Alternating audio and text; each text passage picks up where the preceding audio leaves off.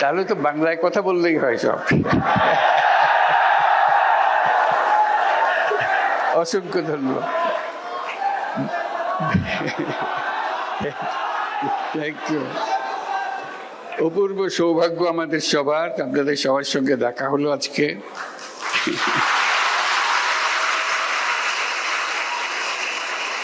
আমরা দেশের সবার পক্ষ থেকে আপনাদেরকে বিজয় দিবসের শুভেচ্ছা জানাচ্ছি।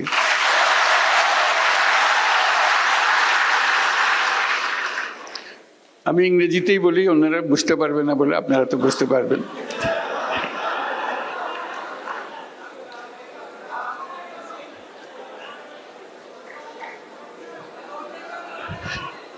একটু পরে বাংলা বলবো, আগে ইংরেজিতে বলিনি কিছুক্ষণ।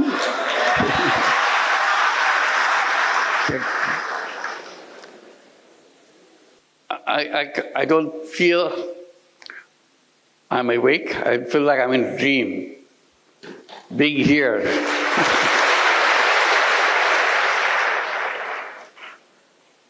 It's a stunning experience to come to such a prestigious, such an influential institution in the whole world. I admired from a distance. In the past, whenever I came, I tried to get a glimpse of Al-Azhar. I just came through just watching from a distance. I didn't dare to enter. I was not familiar where to go. Today you bring me in. I'm here with the students and the faculty and the friends. It's an amazing experience, a lifetime experience for me.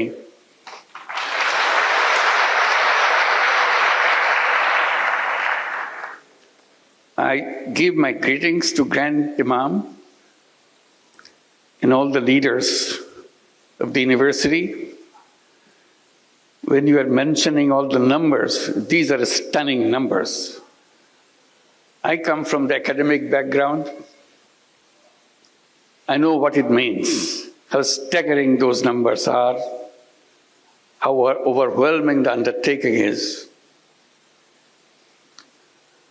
This is a memorable event for me, to see you, meet you physically, and even get a chance to talk to you. It's a rare opportunity. As someone coming from academic world, it's always exciting to be with the students. That's what we do, that's what we live for. And my greetings to all of you, all the students of Al-Azhar who are present here, who are outside, those staggering number of students and faculties all over the world.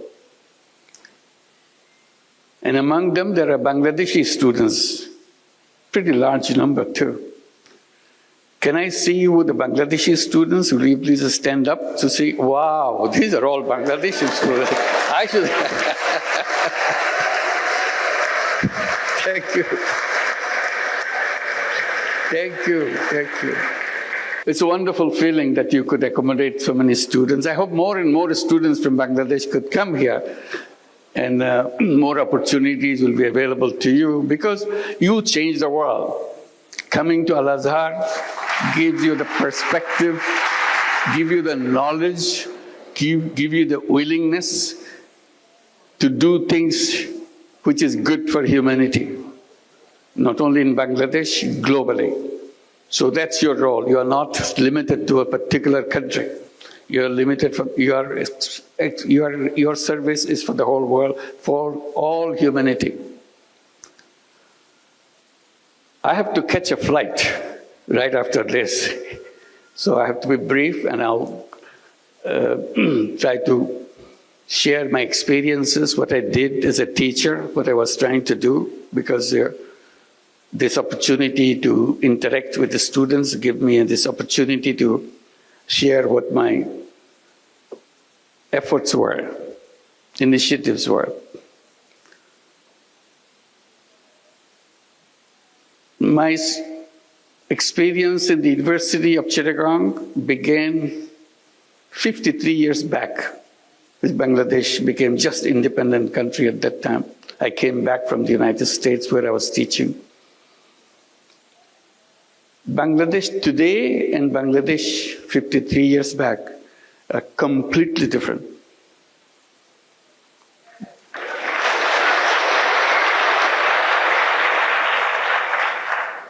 Bangladesh was the poorest country in the world. That was its title. This is not something make you feel encouraged that you are a citizen of the poorest country in the whole world. 86% of the population of Bangladesh were under the poverty line. And you see poverty everywhere. And that war of liberation made it worse, because all the roads were broken, all the bridges are torn apart because of the war of liberation. People's life became very, very difficult. And as I was teaching, trying to see what can be done to make sure the people who live around the campus are reached out to. Because I was campaigning within the faculty of the university saying, if university is the reservoir of all the knowledge of the world, doesn't matter where it is located, whether it's in the poorest country or the richest country, university is supposed to be the reservoir of all knowledge. And that's what Chittagong University should be too, as a reservoir of all knowledge. My question to the faculty was, if it is the reservoir of knowledge, should it be just limited to the walls of the university? Or should it be available to the people who live around the campus? That became a big debate. And I was campaigning that knowledge is no good if it is not useful for people. So if the university has knowledge, it must reach out and touch the lives of the people who were around it and beyond. And that's what this whole meaning of having an university. So we're trying to see, I was trying to see, not many people paid attention to it. What can be done? And then terrible thing happens in Bangladesh. Terrible, terrible thing. Worst thing that happened to our life in the history of Bangladesh. In 1974, we were hit by a famine. And Bangladeshi students probably heard about it, but others may not. An enormous number of people were dying of hunger throughout the country. You literally see dead bodies on the street every day. They died not because they had some any disease. They died because they couldn't eat. They didn't have enough to eat. And dying by hunger is the most painful way to die. Death approaches very slowly. The day you die, the moment you die, you cannot distinguish, nobody can distinguish at what point you are alive, at what point you are dead. It's a very slow-moving process.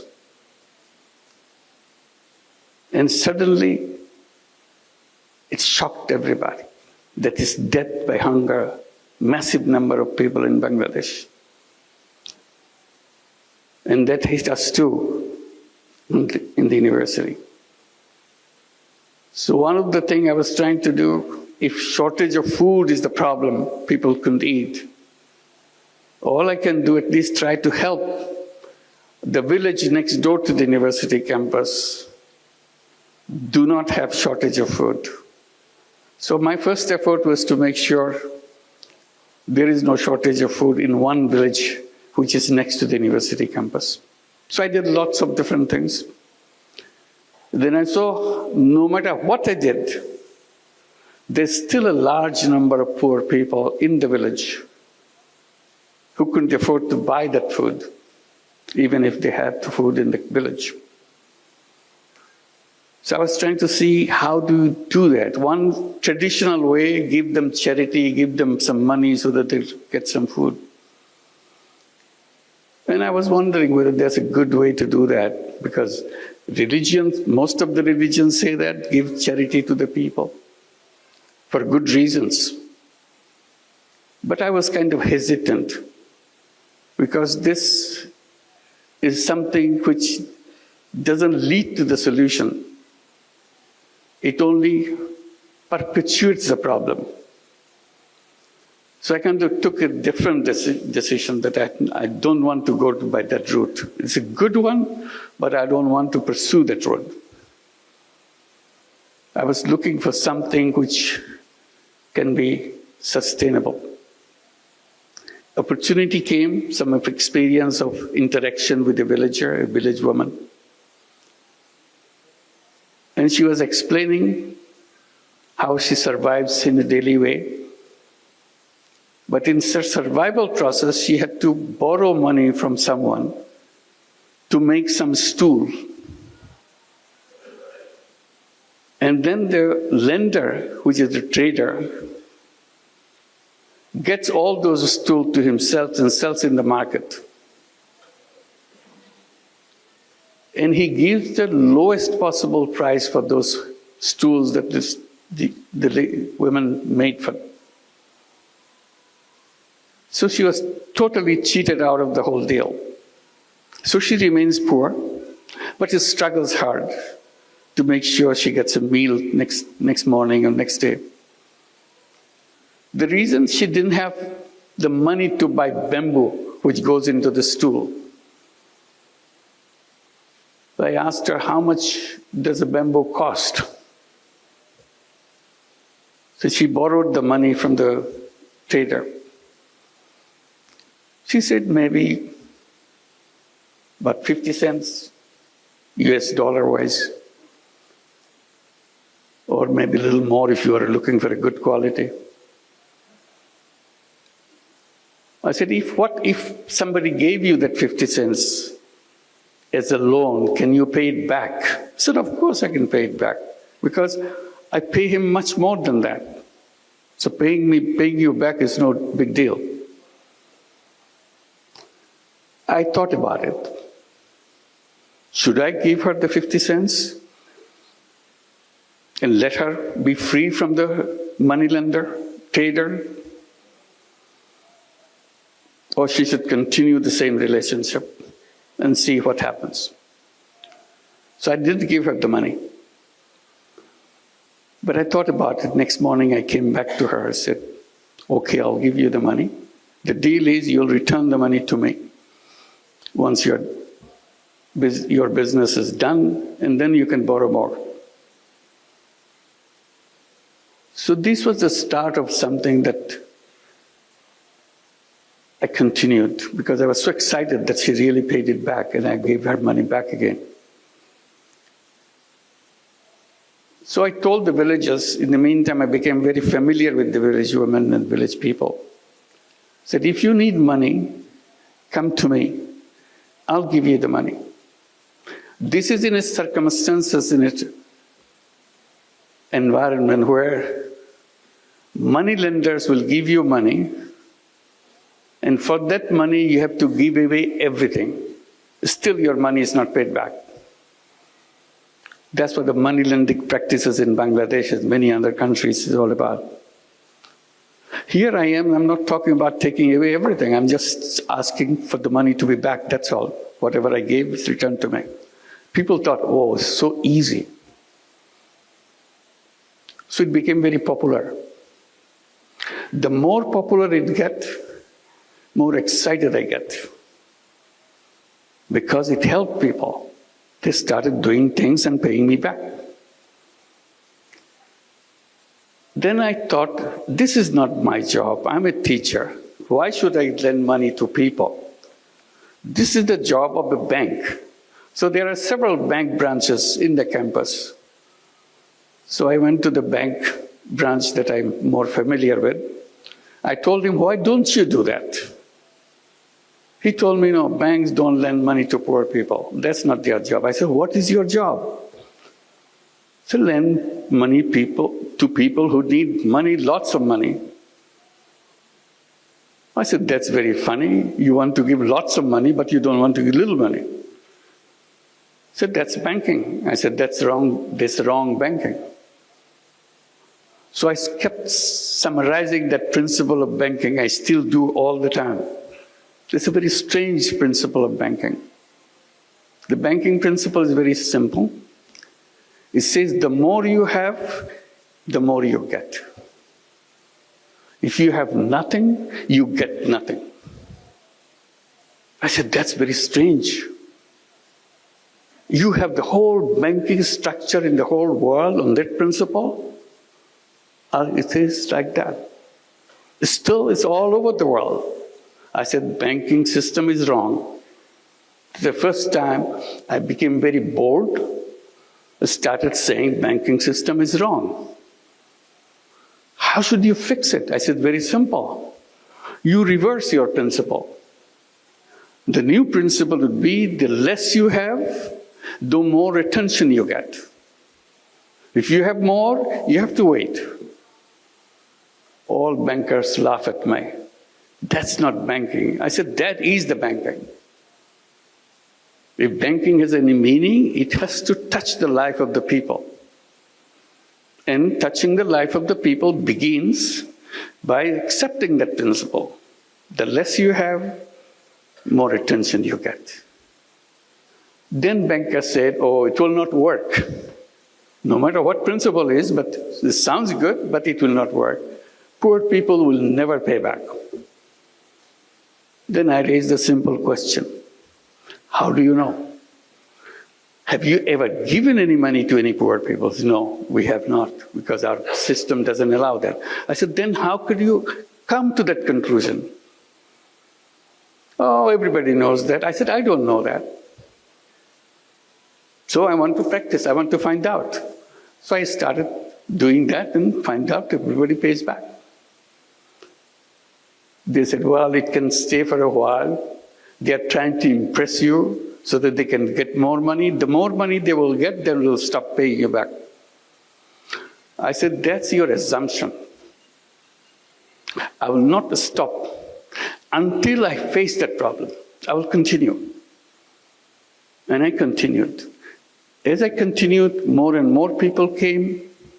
In the meantime, I started focusing on the poorest people, and the poorest of them are the women.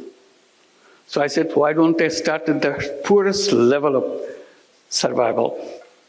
So naturally went to the women and started doing it with women. And it expanded. Then I said, why don't I create a bank, separate, different kind of bank than the conventional way that you see? The idea of having a bank came at that moment. And I started debating with the government officials, telling them, give us a permission to create a bank.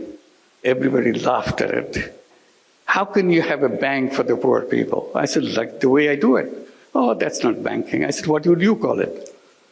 Banking is about lending money and getting money back and running a sustainable organization. It's a business organization. Nobody believed that.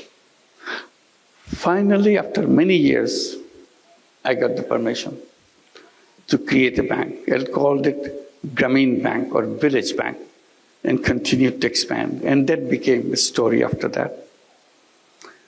So this is how an idea came to challenge an institution.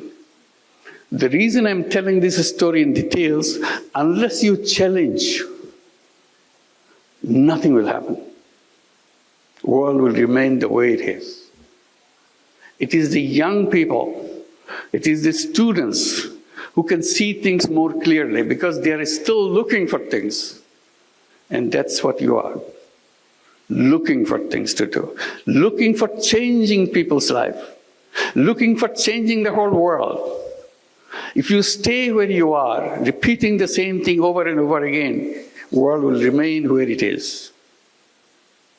And then I came with the idea that I started telling about. I said, not only you challenge, you dream, you imagine. Imagination is a big power. That's very funny. It doesn't cost you anything to imagine. You can imagine anything you want. Imagination doesn't have any limit. But it is the fundamental thing to lead you to change. If you don't imagine, it will never happen. It's a very funny thing. If you don't imagine, it will never happen. But if you imagine, it has a big chance of happening. So I encourage everybody, all my students, people that I meet, make imagination. Imagine things. Things which are absolutely impossible. Imagine that. And if you keep on imagining, it will happen. So while I do the thing, coming bang, and people say it will work in Bangladesh, it will not work anyplace else, it started spreading in other countries. It even came to Egypt. We started some programs in Egypt. Many microcredit programs are introduced. It went to many other countries in Asia. The funny thing is, it was introduced in the United States. In 2008, we set up a program called Grameen America. It started in Jackson Heights, New York. Everybody said, no, this is not Bangladesh. We don't have poor people in the United States. You are making us feel like we are some kind of fools. I said, no, you're not fools. You're very smart people. But you don't realize that you have poor people. Because you keep claiming that you don't have poor people. You are the richest country in the world, quote unquote, richest country in the world. That doesn't mean you don't have poor people. Oh no, we don't have poor people. It's a rich country. I said, yes. Then I asked the question, do you have welfare program in your country? Oh yes, it's a very rich program. We have lots of people. We take care of all the people. We give them monthly check every month so that they can buy their whatever their family needs are, so that they can take care of themselves, their children. A check every month, welfare check. I said, you know what? Every family, every person that you are giving a welfare check is a poor person by your own recognition, because they cannot afford to maintain their life on them by themselves. So you are giving them money from the state. They are poor, but you are claiming they are not poor. You are hiding poverty. Anyway, this debate went on, but in the meantime, Grameen America started expanding. Now it works in 35 cities in the United States. It lends out about $2 billion a year. In a couple of years' time, they will be distributing $3 billion and $4 billion. This is the path it is took. And the amazing thing, repayment rate is absolutely near 100%. Never changed. So you challenge something, and people say it cannot work. Okay, it can work in Bangladesh. Bangladesh is a funny country. Anything can go. But it will not happen in any other countries. Now it's all over the world.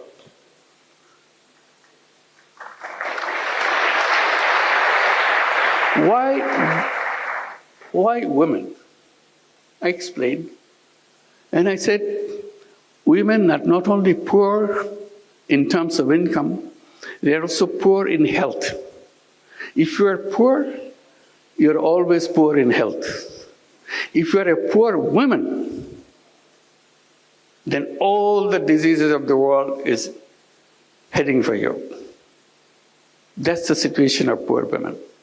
So along with microcredit, all the loans that we give, savings that we take, we started looking at the condition of healthcare of the poor women. So we built up a whole healthcare program. We have healthcare program in every village so that we can take care of all the women. We have over 10 million borrowers, meaning 10 million women in our system, in the Grameen Bank in Bangladesh. So there's lots of people needing healthcare. So we introduced our healthcare system, and it worked very well. And we created many other systems to help the poor people. And people say, why are you doing all these things? Why don't you leave it to the state to take care? I said, no, the state government can do whatever they can do, but every citizen has a right and obligation to do what he or she can do. So we are simply using our right to make sure we make life for other people better.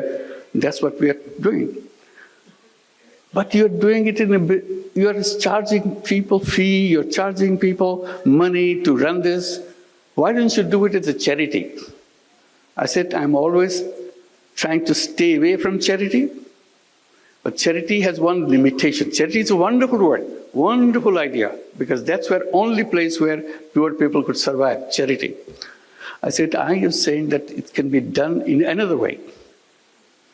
Because charity, when it goes, helps people, it does help people. But money that goes, it never comes back. So you have only one-time use of your money. So you have to find fresh money to do the same thing again. I said, what I'm doing, I'm trying to create it as a business proposition. So money goes out and does the job, and money comes back. So you use the money again and again, it never stops. I said, this is more powerful. Charity money has one life, but if you do it in another way, where it's a business proposition, then it has an endless life. Then you say, then you must be making a lot of money. I said, no, I'm not making money. That's not what I do. I promised to myself that I'll never make any money for myself. That's it, simple proposition. So I don't need to make any money for myself.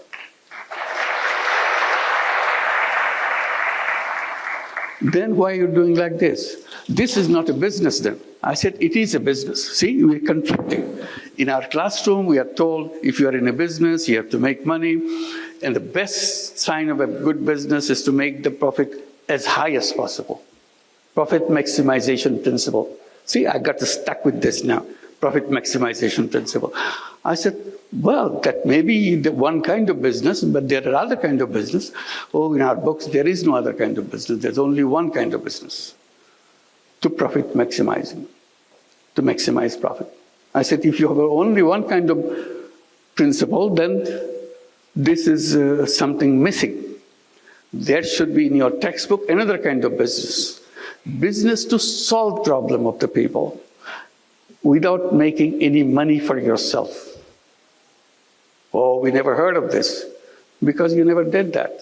I said, I'm doing it, I like it. They started a debate. Can this be a business? I said, of course it's a business. Business means you sell something, you produce something, sell something, and get your money back and have a surplus. In my business, there is a surplus. There's no question about it. But I don't want to take it myself. That's the only thing. The rest of it's the same. Why didn't you want to take money for yourself? I said, that's my decision, that's all. You don't question that. If you like it, you should do it too. It's fun to do that. It's a big controversy in economics classes and conferences, debate, can this be a business? I'm saying this is a business as anything else. So finally I have to give it a name. I started calling it social business. Defining as a business to solve problem without financially benefiting by yourself. So surplus stays with the business and expands the business. We took this principle and expanded, creating many, many other businesses. And funny thing, we came up with an idea. Well, government was giving licenses to telephone services, but in Bangladesh, in many countries, I'm sure Egypt did the same thing. At one point of time, very few people had telephones. It was a government service and very inefficient. Maybe 100,000, maybe something like that. That's the total number of telephones in the whole country. So that's when the mobile telephone idea came, and it's got introduced in other countries. Bangladesh wanted to give a license, give licenses for setting up mobile telephone companies. We looked at each other. What does it mean? And we had an idea. Why don't we apply? We had no idea what a mobile phone is for. But since government is asking for application, we send an application. We want to have a mobile phone company. Everybody asked, why do you want to have a mobile phone company? You are just lending money to poor people, that's all. Mobile phone company, mobile phone is for the rich people. Very rich people. Because at that time it's very expensive when it came. So I said, well, we have an idea. We want to bring telephone in the hands of poor women. Again, a shocking experience. Why poor women? What do they do with the telephone? I said, we'll figure that out. We explained, government was not happy with our application. They said, why do you want to give money to poor women? Telephone to poor women. I said, it's not for her to send messages or start it. At that time, there's no messages, just calling. Just calling each other. They're not calling anybody. They will allow the rich people in the village to use their telephone and charge a person heavy price. Because that's the first time telephone came, everybody wants to make a telephone call, she will make money. So why should I give it to rich people? I give it to the poor people, the privilege of having the telephone company. So we want to do that. So we created a telephone company called Grameen Phone.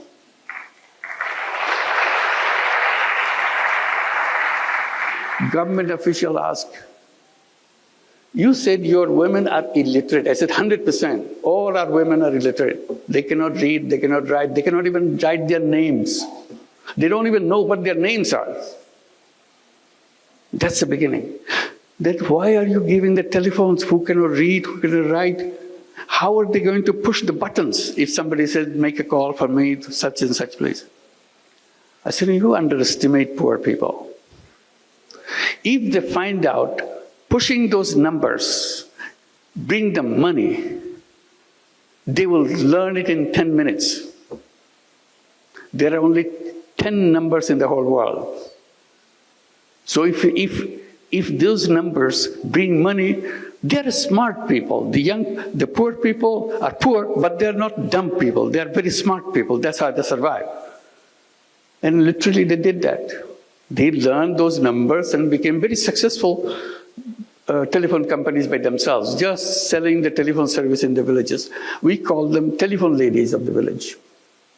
Very soon we had 1 million telephone ladies selling services all over Bangladesh. Grameen Phone became the largest telephone company in the country, still the largest company in the country. The reason I'm telling this story is, you have to just twist a little bit. World changes completely. All I did, give few cents lending to poor people. It changed the whole world. Because I stood by it, explained it, repeatedly showed that it is possible, it can be done. And then I bring the mobile phone in the hands of the poor people. Everybody said, this company will never work. That became the largest company. They never had an idea that women and the poor women can be involved in telephones. It dramatized the whole family. She became the most powerful person in the whole village because she has a telephone. You may be a rich person, but you don't have a telephone. Because our company gave only telephone to the poor women, nothing else in the beginning. Now we give it to everybody. So she became very, very respected person, very important person in the village. One lady was explaining to me in those days, saying that, I said, how do you know you're an important person? She said, I know I'm an important person in the village because no wedding ceremony can take place in 7 villages around me without me getting invited. That's the importance. So it's powerful, it gave them power, it brought technology, their children changed. We pushed these children to go to school, we gave them scholarships. From illiterate families, they went to universities, they got their PhDs, many of them became doctors, engineers. I said, there's nothing wrong with the children of poor families. Simply, they didn't have enough finance to go through the school system. After they go to the school system, they're as good, even better. They're topping the class. So it's about perception, how you look at the world, what you want to do with the world. So now I talk about creating a new world. I call it world of 3 zeros.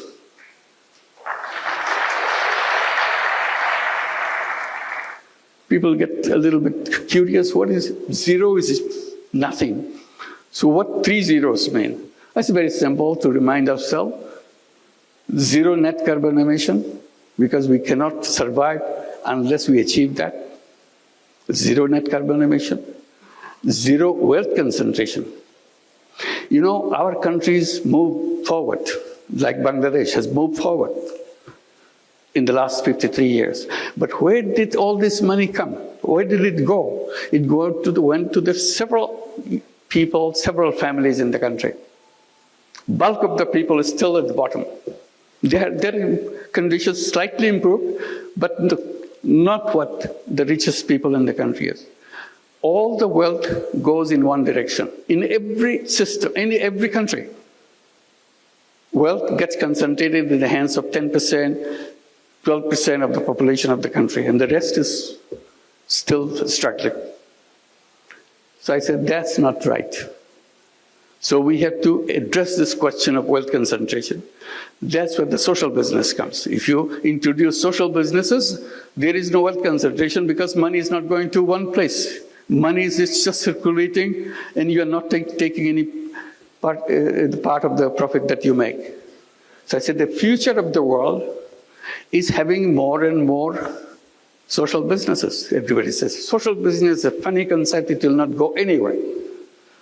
Then we see big companies like Danone, like Uniqlo, they are becoming, Uniqlo is a big company in Japan, Danone is the biggest company in France.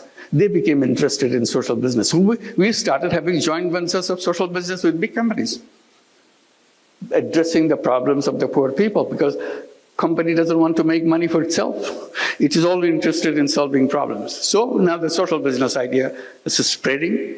We have many, many centers at the universities. They have the social business centers teaching what the social business is, challenging the whole economic system, whole economic framework.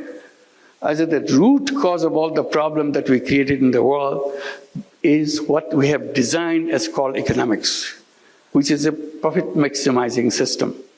I said that world will always be a world which will destroy itself. I said the civilization that we have created now is a self-destructive civilization. It will destroy itself. Nobody can save it. I repeat, this civilization is a self-destructive civilization. Either we'll be hit by all the problems we created, the environment and the climate will kill us, or wealth concentration will kill us. All the wealth will go to a few people on the top. The rest of the people will not have nothing. So that society is not tenable. Unless you are sharing the world, society cannot function. And the last one is zero unemployment. That's very interesting. It came because of my experience with microcredit.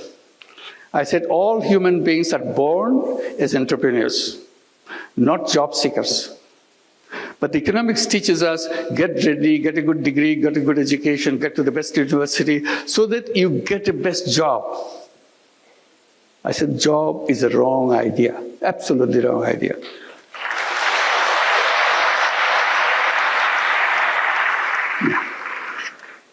We have to leave. It's a couple of minutes. I said, it's a wrong idea because human being is a creative being. Essence of human being is a creativity. That's why I said, imagine. If you imagine, your creativity takes over. It makes it happen. You imagine that you want to go to the moon. When people were saying we want to go to the moon, everybody laughed at each other. Such a funny idea, human being going to the moon. You couldn't be funnier than that. But it's a dream. When you have a dream, you make it happen. And they made it happen. Now, lots of other dreams are coming up. What is your dream? The best thing any education institution gives to the students is to make him or make her capable of dreaming. If an institution is not inculcating that quality in young people, that institution is not an academic institution. It doesn't serve the whole purpose of being an academic institution, inspiring young people to dream the things that you would like to see. Once you dream, it will happen. So I talk about zero unemployment. I said all human beings are born as entrepreneurs. Job is a legacy of slavery. We don't want slavery. We don't want to be slaves. But the education system forces us to do that because they say you need a degree, you need a piece of paper. Because if you produce a piece of paper, you get a job. I said, I want to create an education system where we don't need a piece of paper. We don't need a degree to show it to somebody. I use the knowledge to change the life of the other people, change the life of any people. That's what entrepreneurship is all about. And entrepreneurship is not about making money. Entrepreneurship is about changing the life of the people.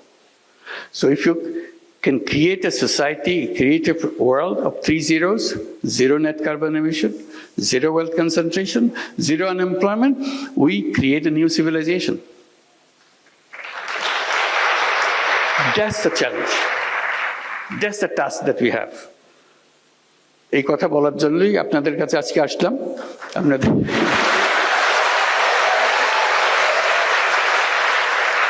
আজকে তাড়াহুড়া করে চলে যেতে হচ্ছে, ভবিষ্যতে আবার দেখা হলে সময় নিয়ে কথা বলবো। আজখানেই শেষ করি। সবাইকে অসংখ্য ধন্যবাদ। আশা করি যোগাযোগ রাখবেন, আরো বাংলাদেশ থেকে আরো আপনাদের বন্ধুদের নিয়ে আসতে পারেন কিনা দেখেন। আশা করি এটার দেশের কথা। অসংখ্য ধন্যবাদ। Thank you very much for all.